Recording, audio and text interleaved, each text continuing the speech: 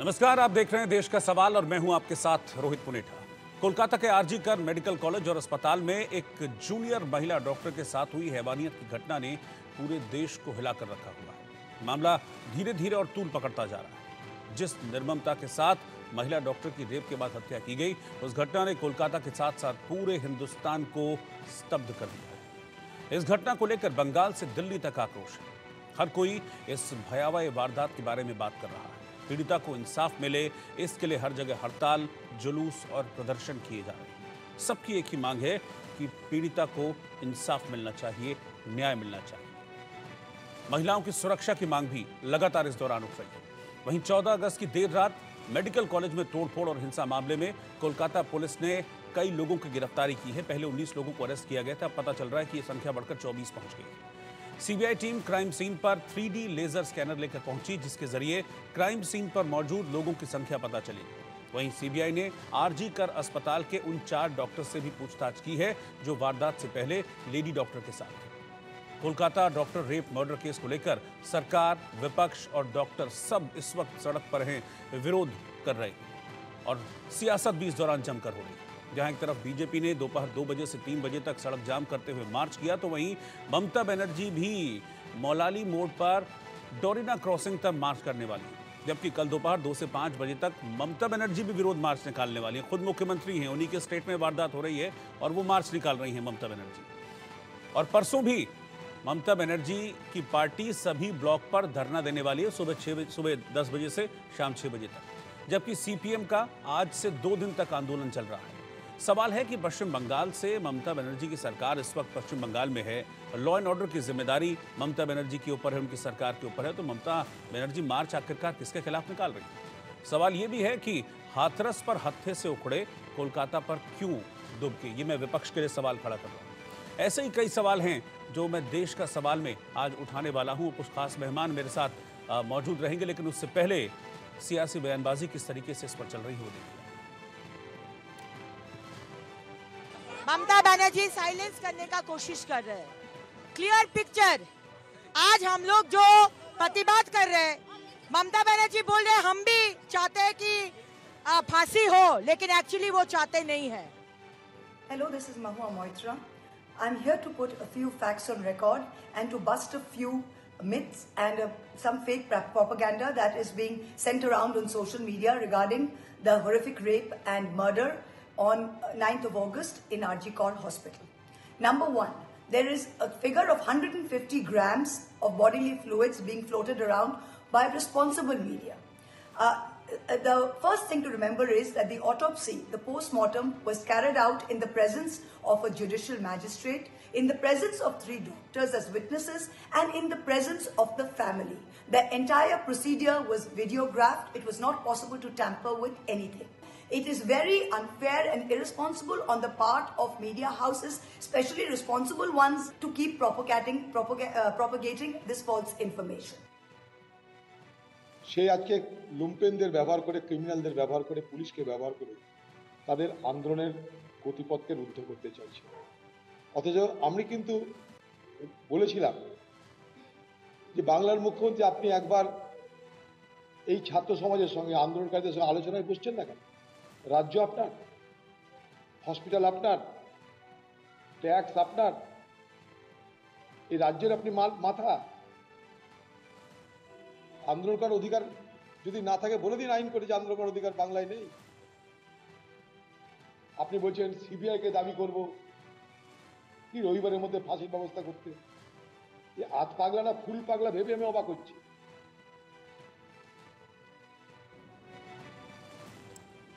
तो बहुत सारे सवाल इस वारदात के बाद खड़े हो रहे हैं। सवाल पश्चिम बंगाल सरकार के एक्शन को लेकर भी है, सवाल कोलकाता पुलिस को लेकर भी है, सवाल ममता बनर्जी को लेकर भी है कि ममता बनर्जी इतना ये संगीन मसला चल रहा है, उस पर वाम राम की बात कहकर क्यों इस पूरे मामले में राम को घसीट रही है। इन सब सवालों पर मैं चर्चा करूंगा, लेकिन मैं आपको पहला सवाल जो आज हमारा डिबेट का है वो मैं आपको बताता हूँ कि कोलकाता कांड पर इंडिया गठबंधन की जो चुप्पी है ये क्या कह रही है।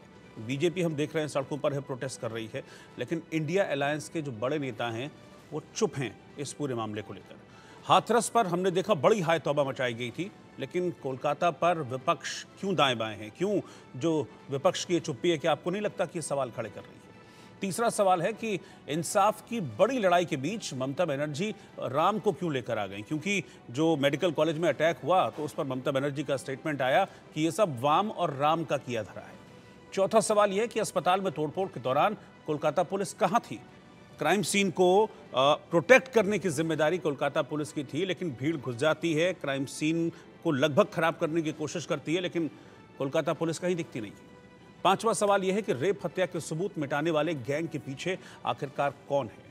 कौन लोग हैं जो चाहते हैं कि ये सारे के सारे सबूत मिट जाएं ताकि सीबीआई फिर गोल गोल घूमती रहे और किसी भी निष्कर्ष तक सीबीआई की टीम ना पहुंचे? गेस्ट का पैनल मेरे साथ जुड़ेगा, लेकिन इस वक्त मेरे साथ सबसे पहले डॉक्टर टीना कर्मवीर जुड़ी हैं, जो कि कांग्रेस को रिप्रेजेंट कर रही हैं। डॉक्टर टीना कर्मवीर इस वक्त हैं, और एस के राजा साहब जो कि टीएमसी को रिप्रेजेंट कर रहे हैं, वो भी इस वक्त मेरे साथ जुड़ गए। आप दोनों का बहुत बहुत स्वागत है। राजा साहब, टीएमसी को लेकर, पश्चिम बंगाल सरकार और पश्चिम बंगाल की पुलिस को लेकर, कोलकाता पुलिस को लेकर इस पूरे केस में बहुत सारे सवाल खड़े हो रहे हैं, और ये सवाल ऐसा नहीं कि पॉलिटिकली खड़े हो रहे हैं, ये सवाल हाईकोर्ट ने खड़े किए हैं। कोलकाता हाईकोर्ट सीबीआई को केस ट्रांसफर करते हुए ये कहता है कि कब सीबीआई को केस जाएगा, जब सबूत मिटा दिए जाएंगे। फिर जो मेडिकल कॉलेज में अटैक होता है उस पर भी कोलकाता हाईकोर्ट की ओर से सवाल खड़े किए गए कि हॉस्पिटल में जो हमला है वो राज्य मशीनरी की नाकामी की वजह से हुआ है, अस्पताल बंद कर दें क्या? सीधे तौर पर सवाल सबसे पहले खड़े होते हैं पश्चिम बंगाल सरकार पर, कलकत्ता पुलिस पर।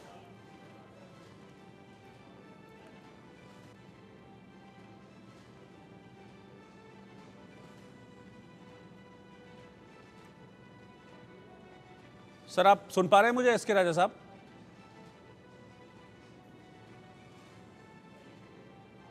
आप एक बार खुद को प्लीज अनम्यूट कर लीजिए।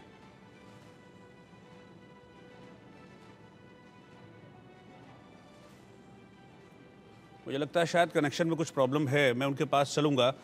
टीना कर्मवीर जी, ये जो मामला है बहुत गंभीर है और हाईकोर्ट की टिप्पणी सीधा राज्य सरकार को कटघरे में खड़ा करती है, और एक नहीं दो बार इस तरह की टिप्पणी हाईकोर्ट की ओर से आई। देखिए, देश में कहीं भी, चाहे वो वेस्ट बंगाल हो, चाहे वो उत्तराखंड हो या हाथरस हो, कहीं भी इस तरीके की घटनाएं होती हैं, पूरे देश की महिलाएं आज गुस्सा है, नाराजगी व्यक्त कर रही हैं। ऐसा क्यों? क्योंकि आप देखेंगे कि हर घंटे 86% जो लोग, 86 के करीब जो है रेप केस हो रहे हैं। और सबसे बड़ा सवाल तो ये है कि कल जब मैं मोदी साहब को सुन रही थी तो वो ये कह रहे थे कि महिला सुरक्षा को लेकर चिंता व्यक्त कर रहे थे, और मैं ये सोच रही थी कि साहब आप किस बात की चिंता कर रहे हैं? आपको चिंता करने की जरूरत क्या है? आप बताइए कि निर्भया कांड हुआ उस समय जब हमारी सरकार थी, हमारी सरकार चली गई, हमने फास्ट ट्रैक कोर्ट बनवाए। आप बताइए अब तक कितने फास्ट ट्रैक कोर्ट बनवा दिए गए हैं? है उनके पास जवाब इस बात का? आप मोदी जी से जवाब मांग रही हैं, ममता बनर्जी से? बिल्कुल बिल्कुल बिल्कुल। ये बंगाल के अंदर तो साफ तौर पर दिख रहा है स्थानीय प्रशासन की गलती है। डॉक्टर्स जो है वो किस पे भरोसा करे? और सिर्फ डॉक्टर ही नहीं, हम तो कहेंगे कि पूरे देश की महिलाएं किसके आगे अपनी गुहार लगाए और किससे मदद मांगे? क्या इस देश में यही भारतीय जनता पार्टी है जो एक नारा देती थी, बेटी बचाओ बेटी पढ़ाओ? कहाँ गया उसका बजट? और क्या कर रही है आप ये बैठकर? और हम बार बार एक ही सवाल ये करेंगे कि देश की महिलाओं की चिंता भारतीय जनता पार्टी बोलती हुई अच्छी नहीं लगती, और उनको चिंता करने की जरूरत भी नहीं है, क्योंकि वो चिंता तो करती नहीं है सही मायने में। वो ये संरक्षण कौन दे रहा है? सजा याफ्ता को पैरोल पे कौन छोड़ रहा है? सबको दिख रहा है राम रहीम को कब चुनाव के समय किसने छोड़ा है। तो ये सब सच्चाई है। महिला सुरक्षा की चिंता सिर्फ और सिर्फ कांग्रेस पार्टी करती है। और जो आपने एक सवाल किया इंडिया लाइव, मैं आपकी जानकारी के लिए बता दूं, ये हादसा होने के बाद प्रियंका गांधी जी ने, हमारी नेता ने तुरंत इस पर रिएक्ट किया। आप बताइए स्मृति ईरानी कब गई और कब देश के प्रधानमंत्री वहां गए? देखिए, इस तरीके की खामखा की बातें करना बंद करिए और महिलाओं की सचमुच में जो सुरक्षा होती है उस सुरक्षा खामखा की बात देखिए, सुनिए टीना कर्मवीर जी, खामखा की मैंने सवाल पश्चिम बंगाल में जो इंसिडेंट हुआ उसके पूछा, आपने सवाल, मैंने इंडिया अलायंस का नाम ही नहीं लिया, मैंने ममता बनर्जी का नाम लिया, मैंने ममता बनर्जी का नाम लिया। आप क्या कह रहे हैं? आप यही कह रहे हैं ना कि इंडिया अलायंस खामोश है। किस बात के लिए खामोश है आप बताइए? 5 दिन बाद राहुल गांधी को याद आया कि एक ट्वीट करना है मुझे। 9 तारीख को वारदात होती है, 5 दिन बाद राहुल गांधी 14 तारीख को 4:12 पर ट्वीट करते हैं। अपनी जानकारी बढ़ाइए। प्रियंका गांधी जी ने तुरंत रिएक्ट किया था। इस हादसे के बाद महिला सुरक्षा को लेकर प्रियंका गांधी जी हमेशा बुलंद आवाज उठाती हैं। राहुल गांधी नहीं उठाते? बिल्कुल राहुल गांधी उठाते हैं। तो क्यों 5 दिन बाद याद आया? एक्स पर पोस्ट पढ़ा, आपने देखा होगा, और वो चिंता व्यक्त करते हैं। वो मणिपुर गए महिलाओं के आंसू पूछने के लिए। देश के प्रधानमंत्री कब गए? क्या आपने ये सवाल पूछा मुड़कर? आपने ये सवाल पूछा हाथरस में वो कब गए? आप बताएंगी मुझे क्या पूछना है? बताएंगे। देश के प्रधानमंत्री का क्या काम है? सिर्फ सेल्फी लेना, फोटो खिंचवाना, यही उनका काम है?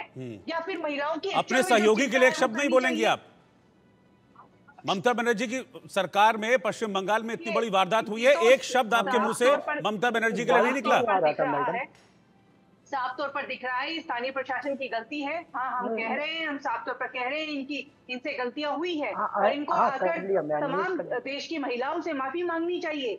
और जिस तरीके से हम बार बार इसी बात की गौर कर रहे हैं कि हम जिस तरीके से महिलाएं सुरक्षित नहीं है। आप एनसीआर का डाटा उठाकर देखिए, आप इस बताइए भारत में कम महिलाएं सुरक्षित है। सिर्फ महिलाओं के उत्थान के लिए ये बोल पाना, और वो भी लाल किले की प्राचीर से, ये बोल पाना बहुत आसान है, लेकिन उन पर चिंता करना, उन महिलाओं के उत्थान के लिए काम करना, दोनों अलग अलग चीजें हैं। और जिस तरीके से भारतीय जनता पार्टी महिलाओं, प्रज्वल रेवन्ना को कौन बचा रहा था? भूल गए आप? देश की जनता नहीं भूली है, जनता जनार्दन जानती है कि महिलाओं की चिंता कौन कर रहा है, कौन पार्टी कर रही है। मुझे साफ दिख रहा है कि आप राजनीति कर रही हैं, मुझे कहने में कोई गुरेज नहीं। ये राजनीति है। हाँ, जहां पे वारदात हुई है उसकी बात ना करके आप इधर उधर सारा घुमा रही है, लेकिन आप वहां की बात नहीं कर रही। आपने ये सवाल ठीक है, मैं मेरे साथ बाकी मेहमान भी हैं, उनके पास भी मैं चलूंगा। मेरे साथ एसके राजा साहब जुड़ गए हैं। भरोसा होगा कि नहीं? प्रधानमंत्री जाएंगे, हाँ, मेरे साथ एसके राजा जी भी जुड़ गए हैं, विजय शर्मा जी भी जुड़ गए हैं बीजेपी से, संजय सहाय जो कि फॉर्मर आईपीएस अधिकारी हैं वो भी साथ में जुड़ गए हैं, और डॉक्टर आरती बंसल जो कि सीनियर फिजिशियन है आईएमए की, वो भी साथ में इस डिबेट में जुड़ गई हैं। आप सभी का बहुत बहुत स्वागत है। लेकिन इससे पहले कि मैं एसके राजा साहब आपके पास आऊं, विजय शर्मा जी आपके पास आ रहा हूं मैं। आपने सुन लिया होगा अभी टीना कर्मवीर जी को, कांग्रेस की प्रवक्ता हैं, वो हमारे साथ जुड़ी हैं। सवाल मेरा पश्चिम बंगाल पे था, लेकिन जवाब उनका मोदी जी से आया।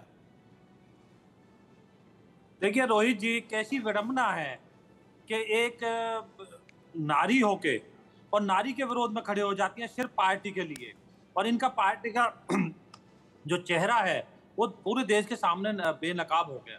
इन्होंने एक बार भी ममता बनर्जी जी का नाम नहीं लिया। अरे वहां की पुलिस के सामने तोड़फोड़ होती है, गुंडे आते हैं, तोड़फोड़ करते हैं, और ये तो सेकंड निर्भया कांड है। अब उसमें आप सिर्फ एक ट्वीट कर देते हो और ये विभत्स से कह देते हो, क्या इससे आपकी जिम्मेवारी खत्म हो जाती है? आपकी सहयोगी गठबंधन है, इसके लिए पूरी तरह से ममता सरकार और ममता बनर्जी निजी तौर पर जिम्मेवार है, क्योंकि राज्य की पुलिस राज्य के अंडर आती है और राज्य की मुखिया ममता बनर्जी है। और ममता बनर्जी किस तरह से इसको सांप्रदायिक रूप देने के लिए तैयार है कि वाम और राम को इसमें बीच में कहां से ले आए? अरे राम के तो आप धूल की भी होड़ नहीं कर सकते। वो मर्यादा पुरुषोत्तम राम थे, उन्होंने मर्यादा के लिए 12 साल अपना राज मुकुट छोड़ दिया था। वो राम थे जिन्होंने भी बने रहे, उन्होंने एक एक पद। आज भी हमारा अगर कहीं किसी भी तरीके से पूरे देश में अगर हमारे लिए कोई कुछ है तो वो भगवान राम आस्था के केंद्र हैं। हमारे जिस तरह से राज किया जाता है, कहा जाता है कि राम राज्य है, तो आप कैसी भाषा बोलते हो? एक नारी शक्ति के बारे में आपको बात करनी चाहिए, किस तरह से उसको एक एक्सीडेंट का रूप देने का काम किया गया है। और फिर जब बात खुल गई, किस तरह से हाई कोर्ट ने टिप्पणी की है, आज कठोर की टिप्पणी की है, फिर भी आपकी आंखें नहीं खुलती है और आप मोदी जी से सवाल ले रहे हो। आप वेस्ट बंगाल का जवाब मोदी जी से ले रहे हो। कितनी बेशर्मी की बात है। पूरा देश देख रहा है, पूरे श्रोता आपके सुन रहे हैं कि किस तरह से ये बेशर्मी का जो शॉल ओढ़कर ये किस तरह से मोदी जी को उसमें लपेटने की कोशिश करें। मोदी जी का क्या कसूर है इसमें? अरे आप मुझे बताइए, लॉ एंड ऑर्डर किसका? ठीक है, मैं एक एक रिएक्शन पहले सारे मेहमानों से लूंगा। मैं एसके राजा साहब के पास चल रहा हूं। पहले उनके पास गया था, उनकी ऑडियो में कुछ प्रॉब्लम थी। राजा साहब, सब सवाल इस समय पश्चिम बंगाल सरकार के ऊपर उठ रहे हैं। जिस तरह की वारदात हुई उसके बाद जिस तरह से क्राइम सीन पर एक भीड़ पहुंच जाती है, कोलकाता पुलिस को लेकर भी सवाल खड़े हो रहे हैं। एक के बाद एक ऐसी चीजें कि हाईकोर्ट को बार बार सख्त टिप्पणियां करनी पड़ी, फिर चाहे सीबीआई को केस हैंडओवर करते वक्त या फिर अस्पताल की सुरक्षा को लेकर। जी, मैं पहले आपको ये बताना चाहता हूं कि बंगाल ने अपनी एक बहुत अच्छी बच्ची को, बहन को खो दिया जी। ये हम लोग सभी इस मामला से हम लोग ये मामला का निंदा करते हैं और हम लोग ऐसे जो खतरनाक अंजाम को जो भी वाकया दिया है, इसमें जो है और जिसका भी नाम आएगा, इसको हमारी पार्टी सपोर्ट नहीं करती है, नहीं करती है, नहीं करती है। क्योंकि ये एक बात मैं आपको बताना चाहता हूं कि आज जो माहौल एक बंगाल में क्रिएट हुआ किसी भी चीज से, तो इसको यहाँ पर पार्टी को नहीं लाकर हम लोग सब एक तरह होकर उस बच्ची को इंसाफ दिलाने का बात करें। तीसरी नंबर में आपको एक बात कहना चाहता हूं कि अभी जो भैया हमारे बीजेपी से बैठे हुए थे, इन्होंने कहा कि बंगाल का माहौल ऐसा, बंगाल का ये बहुत शर्मनाक बात है। ठीक है, मैं उनके बात ही पे बोलता हूं कि हाँ ये शर्मनाक बात है, मगर क्या ये आसिफा का वक्त में शर्मनाक बात नहीं था? ये और भी तो हिंदुस्तान के बहुत ऐसे जगह पर जहां पर ही बच्चियों का संग में रेप हुआ, क्या वहां पर ये शर्मनाक बात नहीं था? आप एक बात हमें बताइए, मैं आपको एक छोटा सा बात बताना चाहता हूं। आज जहां जहां रेप हुआ, क्या वहां की सीएम या वहां का चीफ मिनिस्टर कोई रोड पे उतरा इंसाफ के लिए? ये वाहिद एक ममता बनर्जी है जो आज रोड पे उतरकर इंसाफ की बात तो सर ये कमजोरी नहीं दिखाता और कि जिस स्टेट में अपराध हो रहा है उस स्टेट का सीएम उतरकर, आप विरोध किसका कर रहे हैं मुझे बताइए? सड़क पे उसका किसका विरोध कर रहे हैं? मैं विरोध रोहित जी 5 सेकंड का मेरा जवाब लेना इसमें। जी, मैं आपको ये एक बात कहना चाह रहा हूं कि आप एक तरीका से इसे एक नजरिया से देखिए। आज क्या होगा, आज हम अपने पार्टी को बचाने के बात करेंगे, आप अपने पार्टी के बारे में बोलेंगे और हमारी बहन जो है वो अपने पार्टी का, लेकिन यहाँ सॉल्व नहीं निकलेगा। आज आप 4 लोग को किस लिए बैठाइए कि एक इंसाफ की बात होने के लिए? नहीं अच्छा, मुझे ये बताइए कि जो प्रोटेस्ट मार्च है जिसका पूरा एक्शन प्लान तैयार है कि आज एक पदयात्रा थी, फिर कल एक विरोध मार्च 2 से 4 बजे के बीच निकलेगा, फिर परसों सभी ब्लॉक में धरना सुबह 10 बजे से शाम 6 बजे तक होगा, ये किसके खिलाफ होगा? एक सरकार, एक मुख्यमंत्री अगर धरना और पदयात्रा और विरोध मार्च निकाल रहा है तो वो किसके विरोध में? मैं एक बात आपको कहना चाहता हूँ, अगर वहां पर ही कोई और पार्टी के लोग जाकर इस किस्म के वाकया को अंजाम दे रहे हैं, लाइन ऑर्डर को हाथ में ले रहे हैं, तो क्या ये सही बात है? ये तो सही बात नहीं है ना। आप इंसाफ की बात कर रही है, प्रोटेस्ट करने का तरीका बहुत सारा होता है, मगर अगर हम एक प्रोटेस्ट में फंस जाएंगे तो फिर सामने वाला जो इंसाफ दिलाने वाला रहेगा वो इंसाफ कहां से दिला पाएगा? वही तो मैं कह रहा हूं, वही मेरा सवाल है सर कि अगर सरकार खुद प्रोटेस्ट करने पे उतर जाएगी तो फिर पब्लिक इंसाफ के लिए किसके पास जाएगी? वही मैं कह रहा हूं। हम और आप और हम इंसाफ नहीं कर सकते हैं।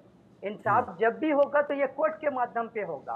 तो हाई कोर्ट ने ऑर्डर, कलकत्ता हाई कोर्ट ने तो ऑर्डर दिया है सीबीआई जांच के लिए, तो इसमें जो भी होगा सीबीआई को हम लोग अपने पूरे सहयोग करेंगे। ठीक है विजय जी, मैं आपका रिएक्शन लूंगा, लेकिन बाकी सब लोगों से भी एक रिएक्शन पहले हो जाए मेरा, एक इनिशियल रिएक्शन। 5 सेकंड बोलिए, 5 सेकंड दे रहा हूँ, चलिए बोलिए फिर मैं। हाँ रोहित जी देखिए, इनसे पूछिए, अभी एक और बच्ची का शव मिला आदिवासी का, आपने कोई सबक लिया उससे?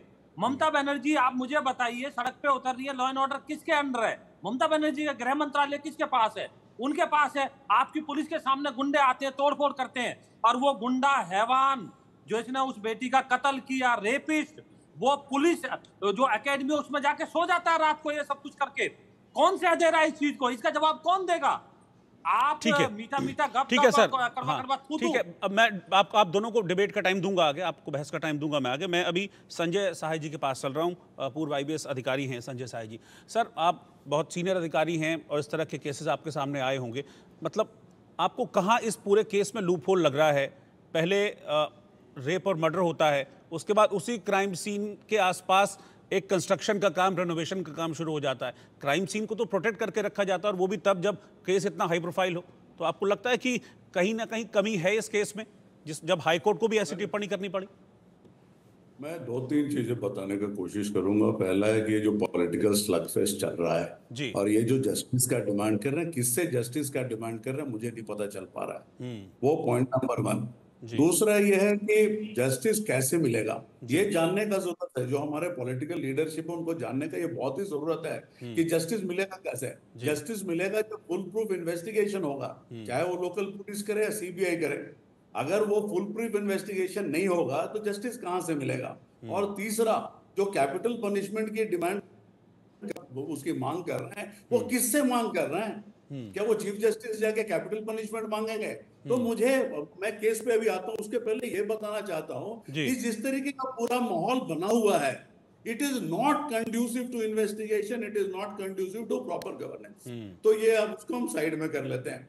जहां तक इस केस का सवाल है, अगर आप वो 26 एकड़ का जो कैंपस देखते हैं, उस कैंपस में सीसीटीवी की व्यवस्था, कितने सीसीटीवी नहीं काम कर रहे हैं, रेस्ट रूम नहीं है, उनके जो विजिटर्स आते हैं वो अनऑथराइज्ड विजिटर्स आते हैं, लोग ड्रिंक करके भी आते हैं। उस दिन भी जो अक्यूज जो अभी तक पकड़ा गया है वो रात में कुछ जो है पेशेंट्स के रिलेटिव के साथ वो ड्रिंक्स लिया था।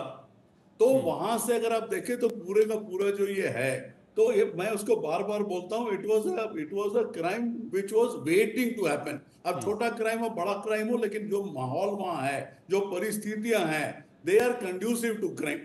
अब वो कलकत्ता पुलिस के बारे में हम आते हैं, जो पब्लिक डोमेन पे इंफॉर्मेशन है, मैं उसी पे बात करूंगा। मेरे को इस केस का इंडिविजुअल नॉलेज नहीं है कि एक्चुअली क्या हो रहा है। तो पब्लिक डोमेन इंफॉर्मेशन के हिसाब से पहला जो इंफॉर्मेशन दिया गया दैट वाज रिगार्डिंग सुसाइड। फिर इनको कितने देर वेट कराया गया, उसके क्राइम सीन का परिस्थिति यह है कि आज के तारीख में हाई कोर्ट आज पूछ रही कि आप मेरे को फोटोग्राफ दीजिए, तब मुझे विश्वास होगा कि क्राइम सीन पूरा प्रोटेक्टेड है कि नहीं प्रोटेक्टेड है। तो ये तो मेजर लैप्स है। दूसरा है कि एक अक्यूज पकड़ा गया है। जब तक ये केस सीबीआई को ट्रांसफर हुआ था, उस समय तक ये पूरा स्टोरी जो है, जो एक्चुअल नैरेटिव है, वो नहीं आ पाया। या तो आपको बताना होगा कि एक ही है उसमें अक्यूज, या बताना होगा ज्यादा अक्यूज है। मेडिकल एविडेंस जो हमारे सामने आया है, which is opening various clues to investigation. CBI की तरफ से जो मैं प्रोटेस्टिंग डॉक्टर्स का देखा हूं, वो बोले ट्रांसपेरेंट वे में हमारे को रोज या 2 दिन पे आप बताइए क्या क्या इन्वेस्टिगेशन हुआ, क्योंकि माहौल ऐसा बन चुका है कि किसी भी बात में विश्वास करने का कोई ज्यादा कुछ चांस अब बच नहीं गया है। विथ रिगार्ड्स टू रेनोवेशन किसने अलाउ किया? क्राइम सीन के पास का रेनोवेशन, मान लीजिए एक सेमिनल कुछ बचा हुआ है, खून है, हेयर है, देयर वैरायटी ऑफ थिंग्स, जहां से कि आपको फॉरेंसिक एविडेंस मिलेगा। और कभी कभी एक छोटे क्लू से केस का जो है पूरा बदल जाता है, ट्रैजेक्टरी बदल जाता है इन्वेस्टिगेशन का। अब वो जो ब्लूटूथ ईयरफोन या पॉड जो भी आप बोलते हैं, उससे ये आदमी डिटेक्ट हुआ, तो वो जो टेक्निकल एविडेंस है वो हमें दिख रहा है, लेकिन जो डीएनए एविडेंस है, फॉरेंसिक एविडेंस है, which will come out only after the forensic test, वो हमें नहीं दिख सकता। अगर डिस्ट्रॉय हो गया तो हो गया। और जहां तक ये वैंडलिज्म का सवाल है, ये तो बिल्कुल ही it is unpardonable, it is inexcusable. 7,000 लोग, अगर मैं आज जो कोर्ट प्रोसीडिंग्स हुआ उसके हिसाब से अगर लोग वहां आते हैं, जब सिचुएशन ऑलरेडी इतना खराब था, तो इंटेलिजेंस कहाँ था? इंटेलिजेंस तो आना चाहिए था ना। तो उस आके ये पूरा का पूरा तो कहीं ना कहीं से लगता है। और 19 लोगों को आपने पकड़ लिया, बहुत अच्छा काम किया, बहुत मतलब वी आर ऑल हैप्पी कि 19 लोगों को आपने पकड़ा। लेकिन क्राइम में मेन चीज होता है मोटिव। इसका मोटिव था, why were the doctors attack, why were the emergency building और इमरजेंसी सेक्शन अटैक। तो अगर आप शुरू से लेके चलते हैं तो बहुत ही खामियां दिखेंगी। सबसे क्रिटिकल पॉइंट यह है कि अगर पुलिस को प्रोफेशनली हैंडल करने दिया जाता है, नहीं दिया जाता है। प्रकाश सिंह का केस 2006 में आया था, सिक्योरिटी कमीशन के बारे में बात हुई, लेकिन कोई भी पॉलिटिकल पार्टी की कोई भी गवर्नमेंट पुलिस पे अपना कंट्रोल नहीं छोड़ना चाहता है। तो अकाउंटेबिलिटी अब आप पॉलिटिशियंस पे भी गवर्नमेंट पे नहीं फिक्स कर सकते हैं, आप पुलिस कमिश्नर डीजी पे भी फिक्स नहीं कर सकते हैं। कुल मिला के अनअकाउंटेबिलिटी का ऐसा माहौल हो जाएगा कि सब बच के निकल जाएंगे, and again things will come to square one. और ये पॉलिटिशियंस की लड़ाई है ना, इससे तो बंदा कुछ भी नहीं हो सकता है। अभी पूरे पार्टी मिलके एक जो है एक सिक्योरिटी ऑडिट का कोई सिस्टम बना सकते हैं, कोई हेल्थ केयर प्रोटेक्शन का कुछ बना सकते हैं। अगर आप मेरे से तो मैं 10 आइटम्स बता दूंगा जिससे 6 महीने में माहौल बदल सकता है। ठीक है सर, मैं अभी डॉक्टर आरती बंसल के पास चल रहा हूं। उससे पहले एक ब्रेकिंग न्यूज इस वक्त आ रही है, ब्रेकिंग न्यूज बताकर सीधा मैं आरती जी आपके पास आ रहा हूं। कलकत्ता से बड़ी खबर है, जहां पर सुकांता मजूमदार को हिरासत में ले लिया है पुलिस ने। सुकांता मजूमदार को हिरासत में लिया है। बीजेपी के प्रदर्शन चल रहे हैं। इस प्रदर्शन के दौरान सेंट्रल मिनिस्टर हैं सुकांता मजूमदार, उन्हें हिरासत में ले लिया गया है। ममता बनर्जी के इस्तीफे की मांग करते हुए बीजेपी प्रोटेस्ट कर रही है, प्रदर्शन कर रही है इस मामले के बाद, जिसके बाद अब सुकांता मजूमदार को हिरासत में लिया गया।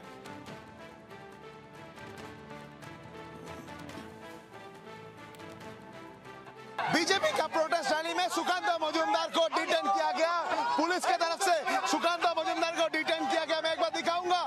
पुलिस की तरफ से सैम बाजार 5 पॉइंट में सुकांत मजुमदार को डिटेन किया गया। सुकांत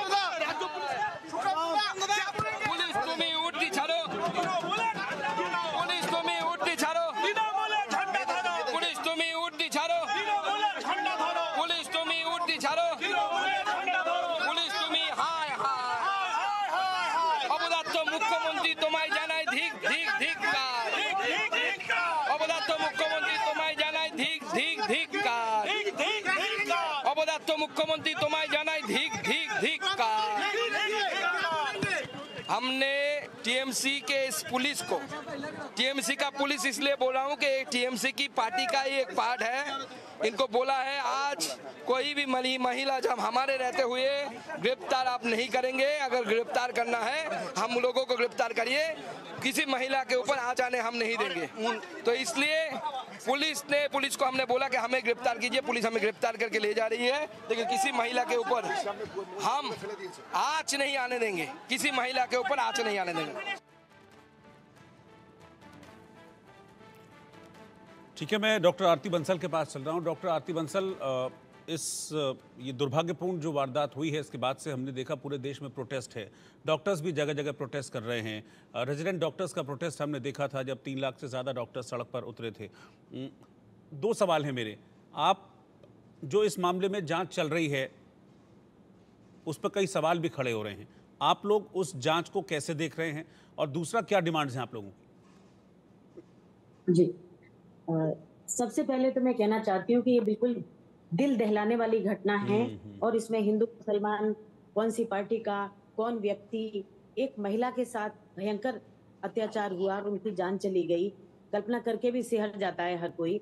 और हमारे देश में आज मेरे मरीज ने कहा कि मेरी 13 साल की बच्ची ने पूछा, मम्मी ये क्या हुआ, ये क्यों हुआ, और वो खुद बेसिक शिक्षा अधिकारी हैं, तो बोली कि हम उन्हें क्या बताएं। और मैंने और बेसिक शिक्षा अधिकारी ने बैठ के चर्चा की कि देखिए डॉक्टर हमेशा रोकथाम की सोचते हैं, तो प्रिवेंटिव हम क्या करेंगे, ये हम जरूर हर प्रोग्राम के आखिर में बात करें, how can be prevent all, जी है ना। हम बहस करके, 2 आरोप लगा के, चिल्ला के, प्रदर्शन करके चले जाते हैं, लेकिन हमें प्रिवेंटिव स्टेप आज ही तय करने हैं इस प्रोग्राम के आखिर में, ये मेरा निवेदन है।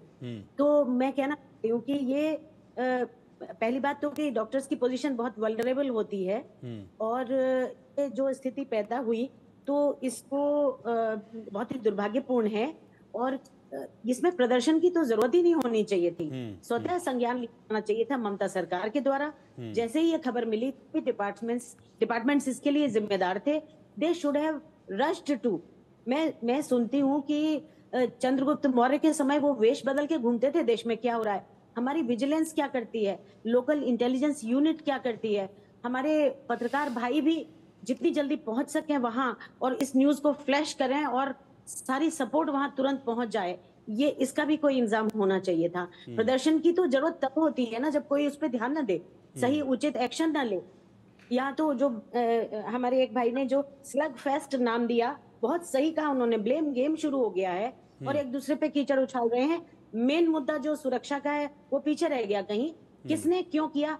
जैसे ऐसी बात हो रही है कि तुमने भी तो चोरी की तो हमने कर ली तो क्या हो गया, इसका ये मतलब है क्या ये शोभा देता है किसी तरह से? केंद्र सरकार ने ये किया, लोकल सरकार ने ये किया। अरे भाई, जिसको समझ में आए दौड़ो भागो रश करो, और आज की टेक्नोलॉजी के युग में सब कुछ उपलब्ध है हमें रश करके और तुरंत कोई चीज एग्जीक्यूट करने के लिए। उसी वक्त उस कमरे को सीज करना चाहिए था। कोई वहां घुस कैसे गया जो सबूतों को मिटाने के लिए? तो कहीं ना कहीं हम लोगों की कमी है ना, हम लोगों मतलब कि जो प्रशासन उसके लिए जिम्मेदार है वो कोई भी हो, मिनट्स कोई भी घटना होने के मिनट्स के अंदर, घंटों के अंदर समाचार बिजली की तरह से, आग की तरह से फैल जाता है, तो रेस्पॉन्ड करने वाले क्यों नहीं उसे रेस्पॉन्ड करते हैं? ये मेरा प्रश्न समाज से है।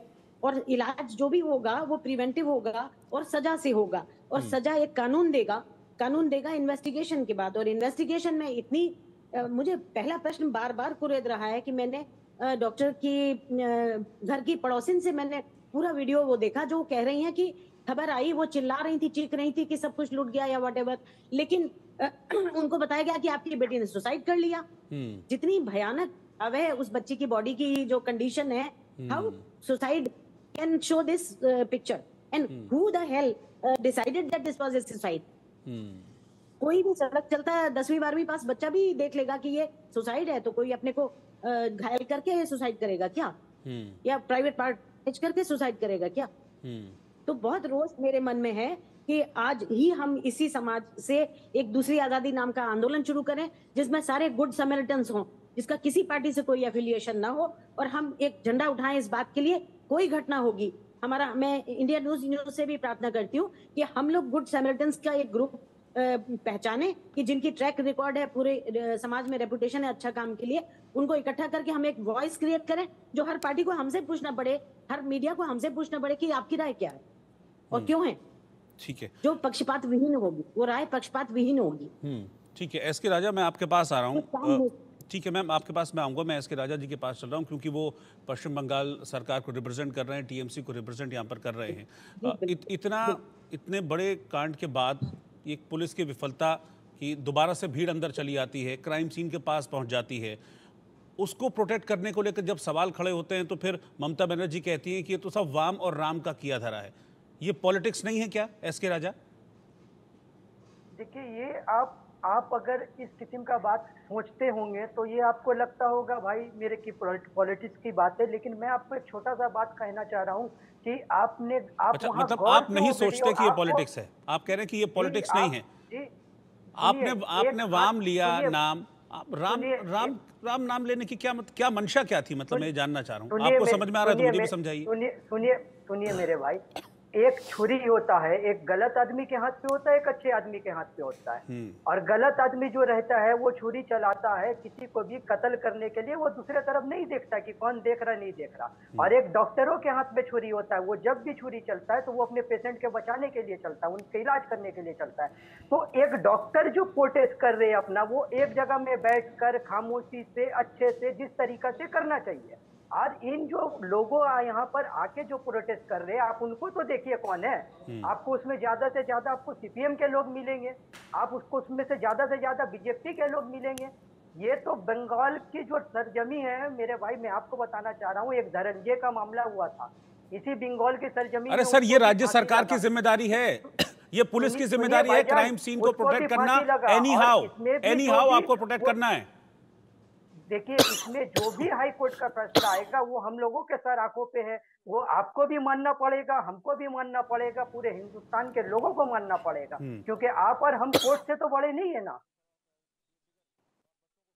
अब रहा बात ऐसा है कि ये मामला अब जो करने वाला था वो अपने आगे पीछे को नहीं सोचा कि आगे क्या होगा पीछे क्या होगा। लेकिन ये तो बहुत अच्छी बात है कि हम लोगों की गवर्नमेंट रेप करने वाले को हार नहीं पहनाती है, जाके मर्डर करके बाहर निकलवाने को हार नहीं पहनाती है। हमारी सीएम खड़ा होकर फेस कर रही है और वो भी यही बोल रही है कि इस बच्ची के संग हम हैं, इसको इंसाफ के लिए जो करना होगा हम करेंगे। अब ये जो मामला आकर रुक गया है मेरे भाई, यहाँ पर ही अब बार बार मैं आपको यही कहना चाहता हूँ कि आप गौर से देखिए वो वीडियो, आपको खुद मालूम होगा कि इसमें कौन सीपीएम के लोग हैं, कौन बीजेपी के लोग हैं। ये तो और भी अभी जो लोग इस किस्म के प्रोटेस्ट कर रहे हैं, ये तो डॉक्टरों को और मतलब आगे बढ़ चढ़ के डॉक्टर के जो रिस्पेक्ट है, जो सब कुछ है, वो खराब करने वाले लोग इस किस्म के आके मौका पे चांस ले रहे वो लोग। मेरा सवाल वो है ही नहीं। मैं कह रहा हूँ कि मैं तो ये कह ही नहीं रहा। मैंने कहा कि आप ये कहते हैं कि भाई ये सीपीएम, अभी तो आप नाम ले रहे हैं ना, सीपीएम बीजेपी कह रहे हैं ना, सीपीएम बीजेपी, तो वाम और राम कहने की क्या जरूरत थी? राम कह के क्या दिखाना चाह रही थी? वो ये चाह रही थी कि इस पे एक अलग बहस हो और मामला दूसरी दिशा में मुड़ जाए और जो मेन मुद्दा उससे भटक जाए, ये चाह रही ममता बनर्जी। देखिए, ये हमारी सीएम कॉन्स्टिट्यूशन ऑफ इंडिया को लेकर चलती है और उनको फॉलो करके चलती है। बहुत अच्छा कॉन्स्टिट्यूशन फॉलो कर रही है। सुनिए सर, पहले आप हमको जरा बोल लेने दीजिए। और ये बात रहा ऐसा है क्योंकि राम जी को जो भी मानता है, राम जी को जो भी मानता है वो एक रहमत का और अमन का पैगाम देता है। तो हमारी मैडम ने अगर राम जी का नाम से शुरुआत करने की कोशिश की तो इसमें कहाँ का खराबी है? हमारी मैडम आप कोशिश बहुत कर रहे हैं लेकिन समझा नहीं पा रहे हैं। अगर इस मेरे अच्छा, मैं हो सकता है मेरी समझ थोड़ी सी कम हो, लेकिन मेरे इस पैनल में बैठे हुए लोग अगर उसको समझ पाएं मैं टीना करमवीर जी के पास जा रहा हूँ। टीना करमवीर जी, क्या आप इनकी बात को समझ पा रहे हैं? विजय जी, मैं आपके पास आऊंगा क्योंकि आपके पास आऊंगा। मैं पहले टीना जी के पास चला जाऊं। राम का नाम लेने की क्या मंशा रही होगी टीना जी? देखिए, सबसे पहले तो मैं ये बता दूं कि जहां पर भी इस तरीके की घटनाएं होती हैं, राजनीतिक नेताओं को, राजनीतिक पार्टियों से जुड़े हुए नेताओं को आकर बोलना चाहिए, अपनी बात रखनी चाहिए और महिला सुरक्षा को लेकर चिंता भी व्यक्त करनी चाहिए, जितना मैं समझती हूँ। देखिए, और जिस प्रकार से आप देखेंगे कि लगातार भारतीय जनता पार्टी राजनीति कौन कर रहा है, आप बताइए। बिहार पर नहीं बोल रही है। बिहार पे मुजफ्फर में जो एक छोटी बच्ची के साथ कितनी बार कम से कम 50 बार चाकू कूदने के बाद की हत्या कर दी गई है, रेप केस हुआ, उस पर नहीं बोल रही है। तो ये इस तरीके की राजनीति नहीं करिए। तेरा रेप मेरा रेप वर्सेस, जहां पर सरकार इनकी है तो हाँ ये खामोश हो जाते हैं, और जहां पर नहीं है, विपक्ष की है, तो ये सवाल उठाते हैं। देखिए, सबसे बड़ी बात जो मैंने आपको पहले भी कही कि सबसे पहले कुछ ऐसे कानून बने चाहिए। निर्भया कांड के बाद हम बार बार कह रहे हैं, हम ये गुहार लगा रहे हैं विपक्ष होने के नाते कि जब निर्भया का कांड हुआ तो पूरा देश एक साथ कर आया था, और उस समय हमारी सरकार गई। उस समय देखिए इस तरीके के फास्ट ट्रैक कोर्ट बने। आज वहां क्यों नहीं है? आज इस तरीके की सुविधाएं और जो बजट है वो क्यों नहीं है महिलाओं की सुरक्षा को लेकर? ये बहुत गंभीर सवाल है। कौन क्या कह रहे हैं मैं उसमें नहीं पढ़ना चाहती हूँ। मैं ये बताना चाहती हूँ कि आज डॉक्टर को आप भरोसा दे पाएंगे कि नहीं दे पाएंगे? डॉक्टर कम्युनिटी पूरी तरीके से निराश है, और ये सिर्फ डॉक्टर कम्युनिटी की बात नहीं है। आप कहीं भी चले जाइए, स्कूल के अंदर, नोएडा के अंदर एक छोटी सी बच्ची के साथ इस तरीके की घटना हो गई है। आप तो दिल्ली में रहते हैं, आप तो कहते हैं राजधानी में इस तरीके की लगातार केसेस हो रहे हैं, सामने आ रहे हैं। देखिए, ये समझने की जरूरत है कि इसके ऊपर गंभीर चिंता करने की जरूरत है। चाहे आप विपक्ष के डेलीगेशन को बुलाइए, खुद आप मोदी साहब खुद बैठे और उसके ऊपर एक गंभीर चर्चा करें। इस तरीके से राजनीति ना करें और आकर इस पर फैसला करें कि हमें करना क्या है, किस तरीके की नीतियां बनानी है। ये ढकोसले करने की जरूरत नहीं है कि हाँ हमारे समय में ऐसा हुआ, आपके समय में ऐसा हुआ। आप तो 10 साल सत्ता में रहे हैं, केंद्र में सरकार है इनकी। अब इन्होंने 10 साल में क्या काम किया बताइए महिला सुरक्षाओं को लेकर? कोई एक काम किया? ये लगातार प्रदूषण को बचाते रहे, प्रज्वल रेवन्ना को बचाते रहे। ये जिस तरीके से मेरा बार बार ये कहना है कि आपने चुनाव के समय आपने पैरोल पर कैसे छोड़ दिया? ये गंभीर सवाल है कि क्यों आप महिलाओं को क्या ये विश्वास दिला पाते हैं? जो भी इस चैनल पर महिलाएं देख रही होंगी, इस डिबेट को भी देख रही होंगी, सवाल पूछ रही है आपसे कि आप सुरक्षा को लेकर क्या ऐसी प्रावधान कर रहे हैं जिस पर हम भरोसा कर सके, हम घर से बाहर निकल सके। स्कूलों के अंदर, कॉलेजेस के अंदर, यूनिवर्सिटीज के अंदर लगातार इस तरीके के केसेस सामने आ रहे हैं। हम बार बार एनसीआरबी का जिक्र कर रहे हैं क्योंकि ये मुद्दा सिर्फ और सिर्फ तेरा या मेरा मुद्दा नहीं है। ये बहुत किसी के जीवन मरने का सवाल है, जिंदगी जीने का और मरने का सवाल है। हमने डॉक्टर खो दी, हमने एक होनहार डॉक्टर खो दी है, कितनी चिंता की बात है। इससे पहले हमने हाथरस में बेटी खो दी। अंकिता भंडारी को हम भूले भी नहीं है, और अंकिता भंडारी पर आकर ये बिल्कुल खामोश हो जाते हैं क्योंकि इनकी सरकार है।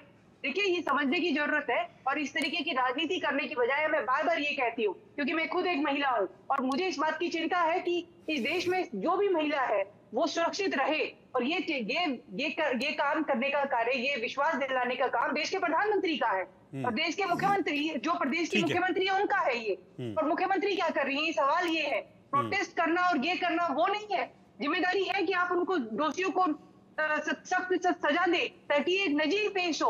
और राहुल गांधी जी हमारे नेता बार बार कह रहे हैं कि ऐसी सख्त सजा दी जाए कि देश के अंदर एक नजीर पेश हो कि कोई भी गुनहगार ऐसी घटना करने से पहले 10 बार सोचे। आपने बहुत सवाल पूछे, अब वो जवाब देंगे। विजय शर्मा जी, देखिए, डॉक्टर टीना भी एक महिला है और वेस्ट बंगाल की जो चीफ मिनिस्टर है वो भी एक महिला है। और उसके बाद में इस तरह की असंवेदनशील, सबके घर में माता बहनें हैं, कम से कम इसमें तो राजनीति से छोड़ देना चाहिए। वहां ये हुआ, यहाँ ये हुआ। आप मुझे बताइए, एक चीफ मिनिस्टर महिला होने के कारण और ज्यादा संभावनाएं बढ़ जाती है, और ज्यादा उम्मीद बढ़ जाती है कि महिला जो है वो कठोर कदम उठाएंगी। कानून फांसी तक का है, दोषियों को फांसी की सजा का प्रावधान है इसके अंदर। तो अब इससे फांसी से बड़ी कौन सी सजा होती है आप मुझे बताइए? मोदी जी के द्वारा, मोदी जी ने लाल किले की प्राचीर से इस पे चिंता जताई है? और मुझे बताइए, अगर स्टेट में अच्छा, स्टेट की चीफ मिनिस्टर कुछ नहीं करती है, चिंता एक मिनट डॉक्टर टीना, सुरक्षा हो, सुरक्षित हो आपको गई मैंने है। शांति, नहीं, इस तरीके से नहीं, डॉक्टर ये टीना, नहीं, ये नहीं। आपके अरे भाई, प्रवचन एक बात हमने बताइए, ढंग से आपकी सुने, चिंता करने से क्या हो जाएगा? बताइए, चिंता करने से क्या हो जाएगा? चिंता करने से आप सुरक्षित हो जाएंगी देश की महिलाएं। चिंता कर दी है, चिंता तो 10 साल से कर रहे हैं, चिंता 10 साल से कर रहे हैं। मुझे बताइए, प्रदूषण को कौन बचा रहा था? प्रदूषण को कौन बचा रहा था? प्रज्वल रेवन्ना के लिए कौन वोट मांग रहा था? अरे जब देश के प्रधानमंत्री ऐसे व्यक्ति के लिए वोट मांग रहे थे, कैसे आप महिलाओं को सुरक्षित कर पाएंगे? कैसे महिलाओं को यकीन दिला पाएंगे? महिलाओं को आज आप पर यकीन नहीं है, आप बोलते हुए बिल्कुल अच्छे नहीं लग रहे। अरे आप तो सुनना ही नहीं चाहती है, आपसे देश की महिलाएं नहीं सुनना चाहती, महिलाएं सुनना नहीं चाहती है। अरे देश के प्रधानमंत्री कहाँ है? के लिए दुनिया भर के भक्त किए थे, तो ये राजनीति आप कर रहे हो। आप बताइए, कब गए मणिपुर? कब गए महिलाओं के आंसू पूछने के लिए? मणिपुर कब गए? देश के प्रधानमंत्री कब गए? राष्ट्रपति शासन का आप बोलो, समर्थन करोगे? समर्थन करोगे राष्ट्रपति शासन का? वहाँ फेलियर है राज्य सरकार का, उसको भी आप मोदी जी से जोड़ते हो। आपको कमाल है। क्या कर रहे हैं आप? केंद्र में हैं आप, क्या कर रहे हैं? बताइए, आप विश्वास दिला पाएंगे? सब होगी, खुद एक आप महिला है, देश की महिलाओं तरह की राजनीति कर रहे हो। देश की महिलाओं को विश्वास दिला पाएंगे या नहीं? इसके बाद आपके पास सही बात का जवाब दे दिया जाता है कि आत्महत्या थी, जब दबाव पड़ता है तो फिर आप मानते हो। बार बार हाई कोर्ट को इंटरवीन करना पड़ता है। और कैसा ढुलमुल रवैया आपका हर चीज से मोदी, हर चीज। अरे राष्ट्रपति शासन का कीजिए समर्थन, लगाते हैं हम, क्यों नहीं करते हो? राजनीति खेलते हो, दोहरी राजनीति। बीजेपी महिला सुरक्षा पर बोलते हुए मौतों पे आप रेपिस्टों के साथ खड़े। आप बताइए, भगवान राम को रेपिस्ट के साथ कौन खड़ा है? रेपिस्ट के साथ कौन खड़ा है? एक बार भी उस चीज का विरोध नहीं कौन किया। पहनाता है? आप लोग मुझे बताइए, गली गली सड़क सड़क आप लोग पहनाते हैं। बिल्किस बानो ये देश नहीं भूला है, बिल्किस बानो नहीं भूला है, हसनत नहीं भूला है, इंदिरा भंडारी नहीं भूला है, वो कहते हैं बीजेपी के नाम के। आप मुझे बताओ, बीजेपी क्या शांतिपूर्वक विरोध मार्च भी ना करे क्या? आप मुझे बताए, हम उनके साथ खड़े ना हो क्या? बताओ आप मुझे। आप लोग तो साथ खड़े हैं, इसीलिए तो इस तरीके के केसेस हो रहे हैं, इसीलिए हम खड़े हैं, लगातार हम कह रहे हैं उस पीड़ित परिवार के साथ खड़े हैं। हम लोग उनको संरक्षण देते हैं के लिए भारतीय जनता पार्टी संरक्षण देती है, हर तरह से साथ है। भारतीय जनता पार्टी संरक्षण दे रही है, संरक्षण नहीं देते। आपके यूथ कांग्रेस के आपको देखा होगा किस तरह से उनके ऊपर जा रहे थे। आपके यहाँ तो सुशील शर्मा जो थे यूथ कांग्रेस के, कैसे टुकड़े टुकड़े करके जला दिया था। कुलदीप सेंगर, आप बातें करके आप किस मुंह से बात कर रहे हो? कुलदीप सेंगर आपने एक बार भी नहीं कहा किस तरह से। याद है, ब्रजभूषण याद है आपको? आपके यहाँ तो इतनी लंबी लिस्ट है कि आप बोल नहीं पाएंगे। आप मुझे बताइए, जो भी एक भी अपराधी नहीं बचा, सारे अपराधियों के खिलाफ कार्रवाई चालू है। और ये बताइए कि आपने तो सारे काम किए। कांग्रेस तो जन्मी है इस तरह के लोगों की, उनको सह देती है। आप राजस्थान भूल गए जहाँ 2 बेटियों को जला दिया जाता है। ठीक है, एक मिनट, ठीक है। मुझे संजय जी के पास जाने दीजिए। संजय जी, मैं आपके पास आ रहा हूँ। आप अपने एक्सपीरियंस से बताइए मुझे कि इस तरह के केसेस को क्रैक करने के लिए क्या चीज़ इंपॉर्टेंट होती है? सबसे इंपॉर्टेंट क्राइम सीन होता है, उसको तो कम से कम प्रोटेक्ट करके ढंग से रखना चाहिए था। अगर क्राइम सीन इधर उधर हुआ तो काफ़ी सारी चीज़ें बदल सकती हैं। देखिए, एविडेंस तो आपका क्राइम सीन से आएगा ना, एविडेंस तो और कहीं से नहीं आएगा। So that's point number 1। तो जो चीज भी आपको क्राइम सीन से कलेक्ट किया गया है, उसका फॉरेंसिक एग्जामिनेशन और बहुत तरह की चीजें भी हैं जहाँ की टेक्निकल एविडेंस भी बहुत ज्यादा इस्तेमाल होता है कि लोग कैसे मिले, कहाँ मिले, डेटा एनालिटिक्स उसमें आता है। उसके बाद पैटर्न्स मिलते हैं, कॉल से बहुत कुछ मिलते हैं, सोशल मीडिया से। तो क्राइम सीन और रेलेवेंट जो भी टेक्निकल एविडेंस है पब्लिक डोमेन में, जिसको आज के तारीख में हम बोलते हैं ओपन सोर्स इंटेलिजेंस। अच्छा सर, एक चीज और ऐड कर रहा हूँ क्योंकि कुछ ऐसी भी बातें सामने आ रही, कुछ एक्सपर्ट के साथ हमने भी बातचीत की थी, तो उनका ये कहना है कि इस मामले में एक से ज्यादा आदमी का इन्वॉल्वमेंट होगा, ऐसा वो मान रहे हैं। उसकी पॉसिबिलिटीज ज्यादा हैं कि एक आदमी इस तरह से वारदात को अंजाम देने में इतनी इजीली सक्षम नहीं हो सकता। एक से ज्यादा का इन्वॉल्वमेंट लगता है इस मामले में, इस पर्टिकुलर मामले में। आपको क्या लग रहा है? तो सिंपल टर्म्स में गैंग रेप के बारे में बातें हो रही हैं, नेचर ऑफ इंजुरीज जो है और जो फ्लूइड के बारे में बातें हो रही हैं, तो उसमें जनरली इवन मेडिकल एक्सपर्टीज बोल रहा है कि ये एक का ये करतूत नहीं होगा। और दूसरा कि जिस 3-4 दिन जितना भी इन्वेस्टिगेशन हुआ, जब उसके बाद सीबीआई को दिया गया, तो उस समय हमें और कुछ क्लैरिटी चाहिए था कि एक आदमी है और लोग हैं, कॉन्स्पिरेसी है, क्या है। अगर इन्वेस्टिगेशन के खातिर ये इंफॉर्मेशन को पब्लिक डोमेन में नहीं लाया गया है, तब तो बिल्कुल ही ठीक है। लेकिन अगर ये इन्वेस्टिगेशन उस जगह तक नहीं पहुंचा है आज एक हफ्ते में, जहां ये ना पता चल पाए कि एक आरोपी है या उससे ज्यादा आरोपी है, कॉन्स्पिरेसी कैसे हुआ, कॉन्स्पिरेसी कैसे हैच हुआ, और what is the nature of medical evidence left behind, और मेडिकल एविडेंस जो क्राइम सीन पे है उसके बेसिस पे एक आदमी आरोपी था, एक से ज्यादा आरोपी था, ये तो क्लियर कट पता चलना चाहिए। So medical evidence, technical evidence, circumstantial evidence, conspiracy का मैटर, ये पूरा मिला के आगे उसका मामला चलेगा। और जितना पुख्ता टेक्निकल एविडेंस होगा, क्योंकि बहुत केसेस में ये जो हमारे विटनेसेस है हॉस्टाइल हो जाते हैं फॉर वैरायटी ऑफ रीजंस, आपको पता है। लेकिन जो मेडिकल एविडेंस है और टेक्निकल एविडेंस है वो आपसे कभी भी हॉस्टाइल नहीं होगा। और जो अभी 3 नया कानून आया 1 जुलाई से, उसमें फॉरेंसिक एविडेंस के बारे में बहुत कुछ बात किया गया है और एक बहुत ही पुख्ता फॉरेंसिक इंफ्रास्ट्रक्चर। ठीक है सर, 1 मिनट रोकना चाहूंगा, स्मृति ईरानी कुछ कह रही है। जरा न्याय की उम्मीद कर सकते हैं?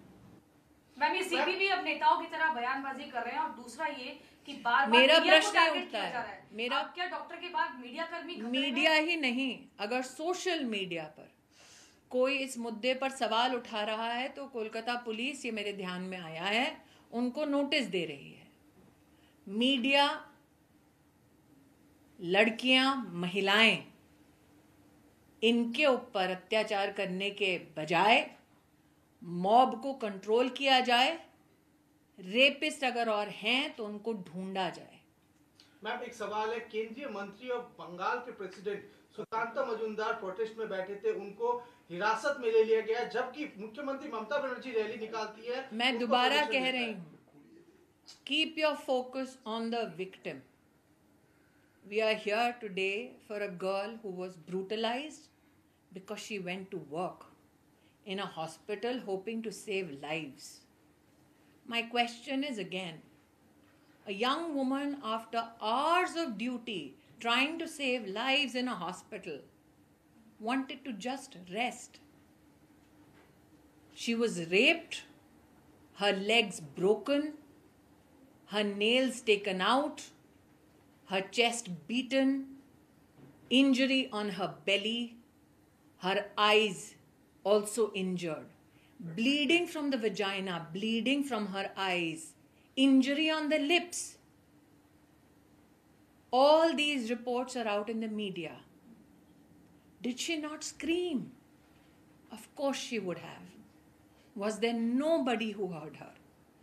And was it possible for one man to do this? Why is it that a rapist felt safe enough after raping a woman to go back, and people who came out to protest so that a woman gets justice are attacked by a mob? Ma'am, Chief Minister gives deadline to CBI to conclude the investigation by Sunday. Does the Chief Minister of Bengal want to ensure that investigations are not completed in totality? Why is she in a hurry, knowing that these questions are still unanswered? Why did not the Kolkata police bring to justice the officer who has informed the parents that the girl committed suicide? Under whose instruction was that call made? Why is it that a petition says that there was 150 mg of semen found in the girl's body? And why is it that no action, no statement has come out which in some way gives people of our country an understanding as to who the perpetrator or perpetrators of the crime are? Can you imagine a barbaric, brutal act like rape takes place on a floor? Who in the hospital administration thought that renovation should be done? How did that hospital staff know that that area which they hoped to get renovated was also not a part of the crime scene? And is this the first time that this police officer, commissioner of police, has been found to be in the middle of a case where many questions are unanswered. I will highlight here that this is the same Commissioner of Police who has been accused of not allowing victims of violence to meet the governor. This is the same police officer against whom a lawyer in the High Court said that he has deliberately fudged an investigation in another gang rape case wherein the rapists were let go. Why would then